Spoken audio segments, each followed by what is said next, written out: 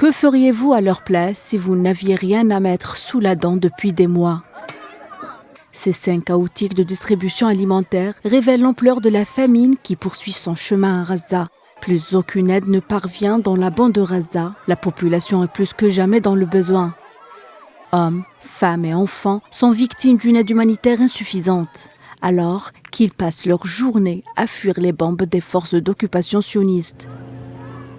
La direction exécutive du Programme alimentaire mondial tire la sonnette d'alarme. Sidney McCain a déclaré que 2 millions de personnes sont confrontées à une faim aiguë à Gaza et que l'enclave n'a reçu qu'un tiers des camions dont le programme avait besoin le mois dernier. McCain a indiqué que le nord de Gaza était le plus touché et que seuls 2 camions approvisionnaient des milliers de personnes souffrant de faim, soulignant la nécessité de garantir un accès humanitaire sûr et sans entrave à l'échelle nécessaire pour sauver des vies et éviter la famine.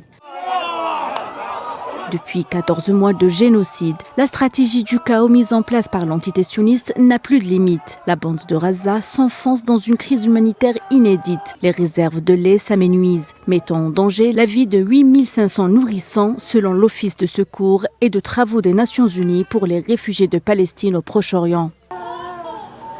La situation est désastreuse. La poudre de lait, un produit primordial pour les nourrissons, est indisponible. Selon l'UNRWA, il ne restait que 6 boîtes de lait pour nourrissons. Selon la même source, environ 19 000 enfants palestiniens de Gaza ont été hospitalisés en raison d'une malnutrition aiguë au cours des 4 derniers mois, soit près du double des cas recensés au cours du premier semestre. Pis encore, la famine imposée par l'entité sioniste est mortelle pour les enfants. Selon des ONG, en l'espace d'un mois, au moins 50 d'entre eux ont succombé à la malnutrition. Une tragédie humanitaire qui se déroule sous les yeux du monde, durant laquelle les Palestiniens payent seuls le prix le plus lourd de ce génocide à ciel ouvert.